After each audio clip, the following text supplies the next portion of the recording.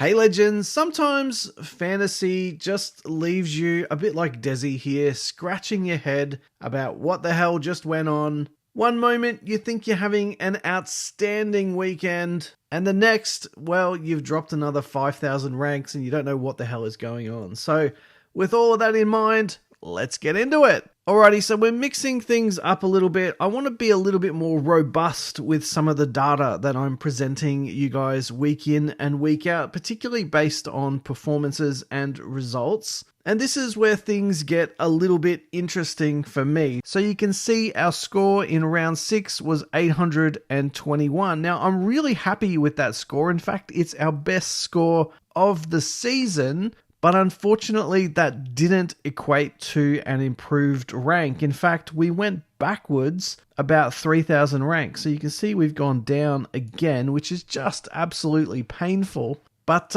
all hope is not lost. Now, just to go back and have a look over how we've done season so far, between rounds 1 and 2 and 3, we were absolutely flying. This trajectory was absolutely magnificent. But since then, we've just been on the subtle downward slope, and we need to fix that up as soon as possible. So we really want to start doing some of this stuff and heading in a northerly direction. And I reckon if we can continue to improve our scores like we are doing over here, then we will absolutely start to achieve that. And there's a lot of green shoots that I really like about my team. There's a few things that haven't quite worked out just the way I want them just yet, but I feel we're just about a week late on a couple of our trades, and that's something to watch and be aware of. Maybe in hindsight, I was a little bit stubborn holding on to Nathan Cleary a little bit too long, especially if he's going to be out for another week or two. But overall, I think we're doing pretty well. We're hanging in there.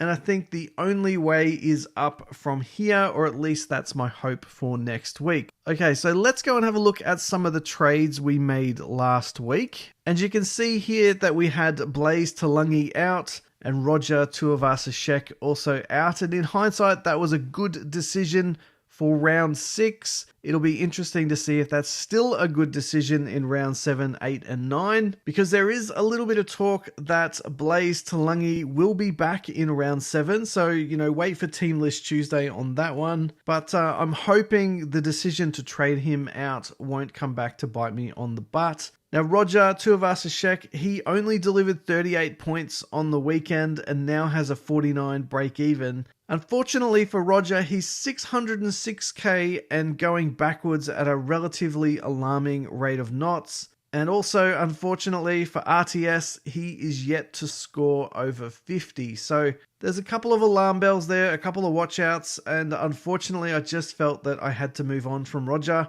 I really like him as a player. He's actually one of my favorites, so it was a little bit devastating to give him the punt from my team, and instead we have gone to Iro and Ponga. Now, I'm feeling pretty good about the Iro trade. The big question mark here is, what is his longevity going to be like? He scored a very decent 40 points in round 6, so he actually beat Roger, which is amazing, and now has a -2 break even. So he will start to make us a lot of money very quickly. And I've just got a note there that he's scoring in line with Roger, but he is at half the price. So for me, that feels like a good trade. The real question is, can he maintain a spot in this Cronulla Sharks side? And if so, for how long? So that's the $1 million question on Iro.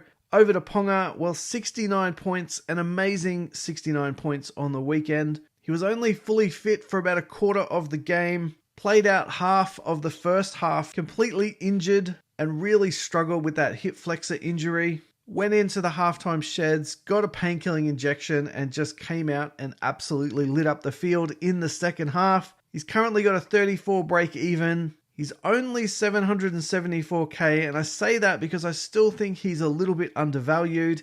He's a proven gun, and I think the draw over the next 4 or 5 rounds is absolutely amazing for the Knights, and he should do really well over that time, leading into the bye for him, and obviously State of Origin in the not too distant future. So I'm pretty happy with the trades that we made this week, and as you saw on the score improvement in the last slide, we're definitely making moves in the right direction. So let's go and have a look at the team. Okay, so a couple of things let me down, and one of those was Jesse Arthurs here, so that was a little bit unfortunate. Fini Fuiaki just fails to deliver and has been really disappointing. This 32 out of Cam Murray was also a little bit disappointing. Having said that, with my trades this week, I'm really looking to hold Cam Murray if I can. He's a gun and he will bounce back really quickly and is likely to settle into a 55 to 60 consistent point scoring average very, very quickly. So that's something that I am considering, and we'll have a look at that in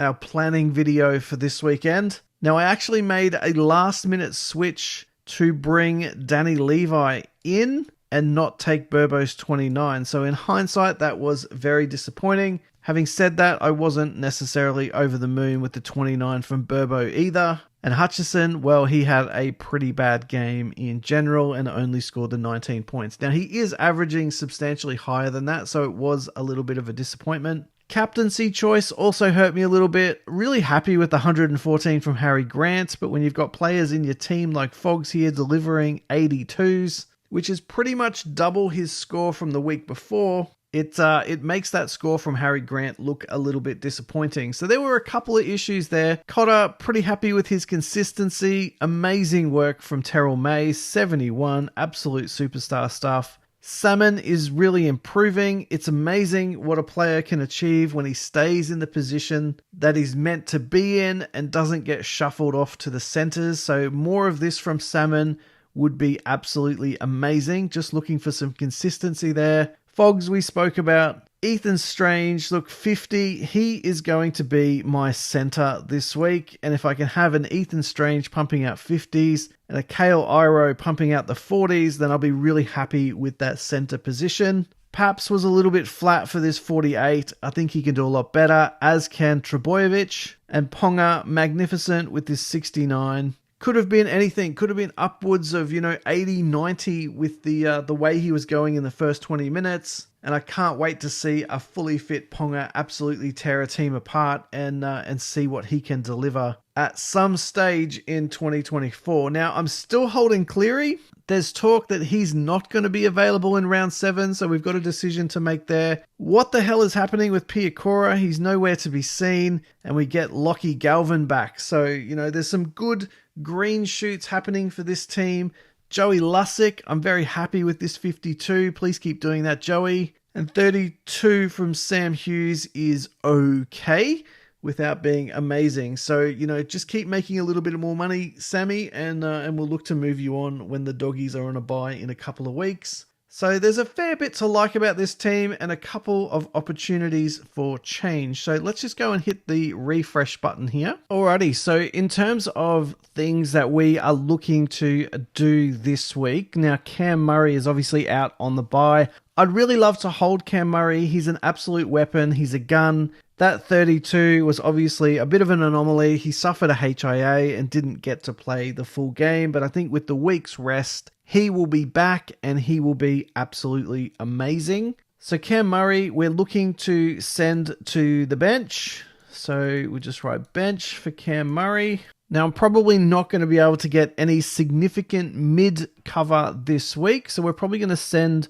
Salmon into Cam Murray's spot, and we're going to send Fini Fuiaki also to the bench. So we're just going to put him on the bench as well. Let's run that one in. And for Fini Fuiaki, we're going to bring in Angus Crichton, so Angus C. And I'm probably going to take out someone like a Hutchison. I think he's just about due. He's just about peaked in price. And I think I have extracted pretty much everything I can out of Hutcho. And it's time for me to move on. Ethan Strange, now I'm looking to bring him down into the centers. And we'll push Jesse Arthurs up to the bench as well. So Jesse can go over to the bench. Iro will stay put.